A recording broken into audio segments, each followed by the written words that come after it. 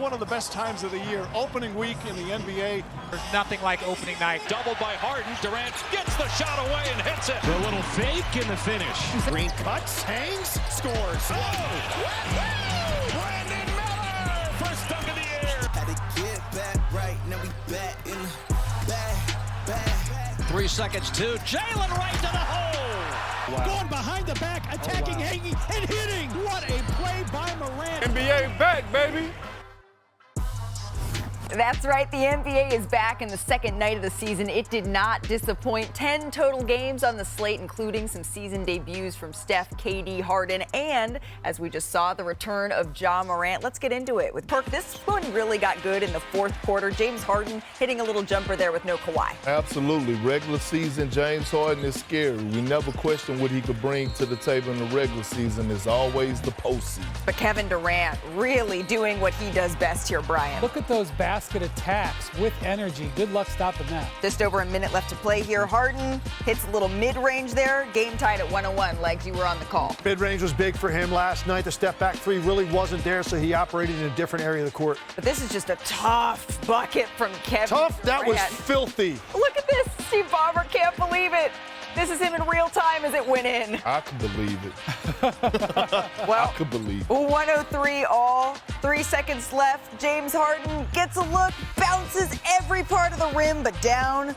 So to overtime we go. We're going to pick it up with just over a minute in. The Suns down by 1 at this point. Look here as Bradley Beal pulls up on the wing, gets the 3 to go. Weren't a lot of great clean looks on the perimeter. I thought the Clippers athletes on the perimeter did a great job against these guys. Beal got one there, and then this is the big call. James Harden going to the line. Can he make 2 to tie it? Well, he can make 1 for sure, but the second wouldn't go down. Nurkic able to secure the rebound here. Phoenix Suns, though, can't retain possession. It wasn't quite over yet. Now it is. Grayson Allen pokes the ball away. Anyway. Harden can't handle the inbound pass. Oh, it looked like he's been eating dumbbells. The Suns take this one 116 to 113. As I mentioned, all of us were in the building last night, but the first shot we had of that highlight was I'm going to do my best Steve Ballmer here, the wall of fans. And I think all of us were maybe a little bit skeptical of how this would actually look, but in reality, Okay, real talk. Okay. On teams' first time through the Intuit Dome, they may want to consider, visiting teams are allowed to pick which side. They may want to consider not shooting at that end in the second half. The Suns missed a bunch of free throws because the angle of that wall is different than any other building I've ever seen. They missed a bunch of free throws when they first started shooting at that end. They picked the second half. Little intel here.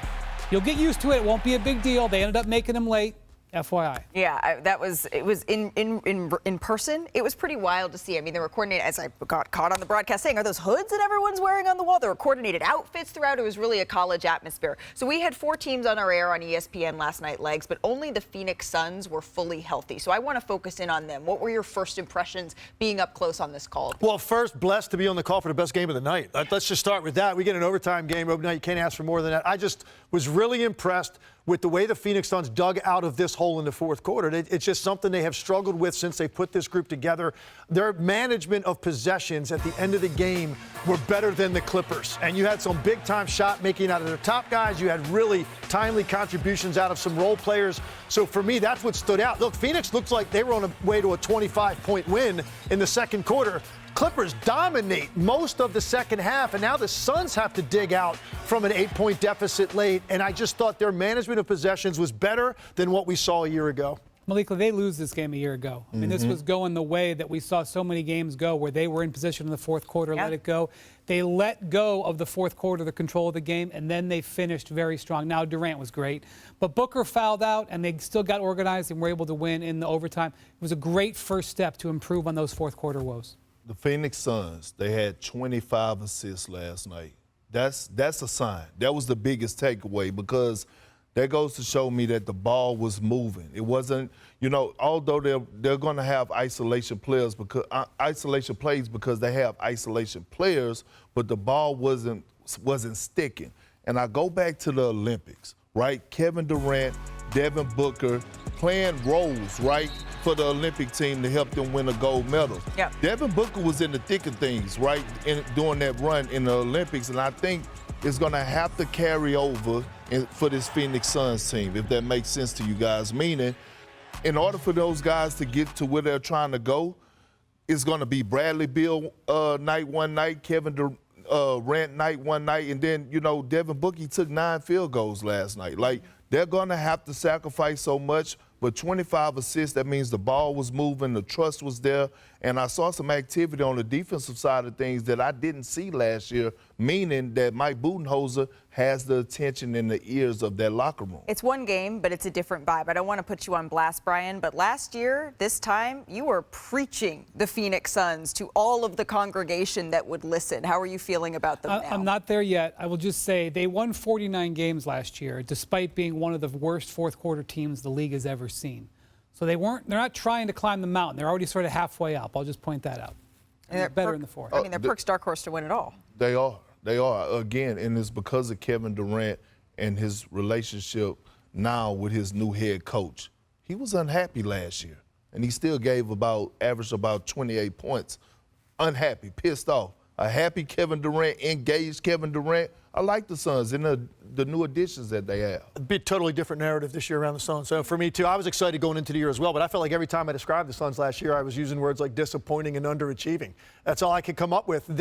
I do not think that's going to be what we're talking about with this team. They've addressed needs. They've plugged holes with some of the role players. The coaching change is a big deal in terms of connection to your star players. And I saw an energy around the Suns last night and a positivity and a vibe and the communication that was going on. Having those guys mic'd up, we get to hear stuff calling the game that people don't. The communication going on amongst their players, very healthy environment for the Phoenix Suns to start the season. Previously on NBA Today. I have good news for you Suns fans. They got a point guard that will clean it up. Tyus Jones is the player that I'm talking about, who's been #1 in assists to turnover ratio the last few years. And what I love about this is the screen-to-screener action. Watch KD slip. And my favorite words in basketball, and one, son, let's get to it. Being able to get to a sweet spot, that's because you have a point guard like Tyus Jones that just has a great basketball IQ. Oh, I'm so excited. We would now like to welcome to NBA Today, fresh off their win against the Clippers last night, the new Suns starting point guard, Tyus Jones. Thank you so much for spending a little bit of time with us here on NBA Today. It's good to see you. Good to see you as well. So, Tyus, Brian Windhorst said a little bit earlier in our show that maybe last night's game, it's one that last year the Phoenix Suns maybe wouldn't have pulled out with the fourth quarter struggles that they had.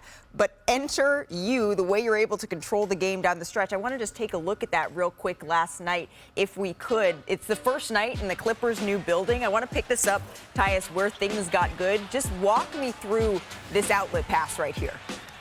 Yeah, just trying to get out in space. They were doing a good job kind of loading up, showing bodies in the half-court set, so just trying to get out, get some easy looks in transition. And then your vantage point of this Kevin Durant bucket right here. Just KD being able to make a play, using his gravity to our advantage. And then he hits that tough bucket. Have you seen this, Steve Ballmer, in real time? This is what he was looking at when that shot went down. I have not seen that. That's awesome. I know he's very animated, but that's just Kevin being Kevin. And then here, James Harden driving to the cup. Can't get this one to go. What were you thinking when that left his hands? Just by the grace of God, please don't. Right. Sometimes that's what it takes. So to overtime we go. Of course, James Harden at the free throw line here. After he made the first, he would miss the second. Big Nurk here able to secure the rebound. And then one more chance here for the Clippers. But you guys were able to intercept here. Grayson Allen go on to win this game. So Chiney mentioned it off of the top here. You have the best assist to turnover ratio since the merger, which is pretty impressive. I got to ask you, there was one moment last night where it looked like it went into the backcourt and there was a little back and forth. Who was that going to go off of? Did you just have to say, that wasn't me? That wasn't me. That was, I was hoping they gave that one to Book, and luckily they did. So he's a team player for that one. 11 points, 8 assists, 0 turnovers. Once again, Tim Legler. Let's dive into this a little bit more. Yeah, I mentioned that on the broadcast, by the way. You should have been pointing at Book. No, give that one to him. But look, I want to talk you through some very decisive plays in this game. fourth quarter, you guys are down, digging your way out. Walk you through, from a player's perspective, what you're seeing and processing in the moment. Sure. Here's the first one, down 7, 5:42 to go.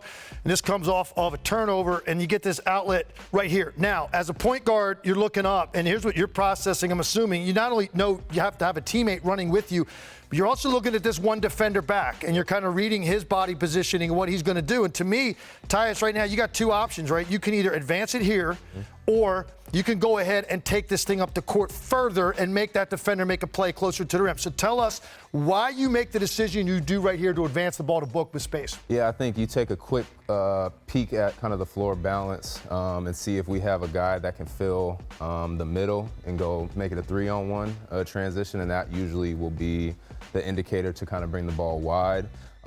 And also where Book is compared to the defender. If I think Book has a good head of steam and he can kind of get hip to hip with that defender, probably going to kick it ahead. And then the timing of the pass is just reading the defender. Once he turns his head, that's when you got to let the ball go. That's the key. Body going this way, advance it now. It's going to be harder for him to try to make a play. We see how this plays out. It's important for Book, too. He didn't get a lot of great opportunities in the half court, so you'd like to get your shooters opportunities in transition. Here's the next one, and I love this action that you guys run. It's really unique. You're going to get the ball screen here. You see that all the time. But then take a look at the back end. There's a second screen. This is Kevin Durant. He's going to screen the defender of the initial screen, which is going to make it really tough for Zubac to defend this. It's going to make it tough for the guy guarding Kevin Durant. Tell us what you're seeing now as you come off this first screen, how you're processing, what opportunity is there for you? What are you looking at first? Yeah, initially you're reading Zubac. We know he was in, pretty much a drop throughout the game. So just using that, and then also using KD's gravitation to our advantage. They're going to not leave his hip. Probably play him pretty tight, try to be physical. So we just try to use that to our advantage. Yeah. He's setting kind of that second screen where you see man on his top side there. So I knew I was going to be able to turn the corner. Like it. So you get two defenders, miscommunication there. You get all muddled up in the lane, open lane for you. Again, critical time, down 8, 4 minutes to go. And here, I love this one. Talk to us about what you're looking at defensively here. Zubac, you guys have a small lineup. Zubac has a smaller player on him in the post, so they're trying to force feed it in there. You can see right here, you're guarding Amir Coffey, who clears out. Now, you have a couple of options, right? You can either go with him to the corner, or you can leak back to the post and try to read this entry pass. And you never looked at the passer. That's why I think the instincts of this are incredible. Walk us through what you're processing right here as Amir Coffey clears out. You know the ball's going into Zubac. Yeah, know the ball's going into Zub. They were trying to kind of use that to their advantage. We went small. Knowing Coffey's clearing out to the corner, it's unlikely they're going to really make that skip pass. So just using my instincts, knowing that it's getting late in the game, trying to make a play, trying to be aggressive, but not recklessly aggressive.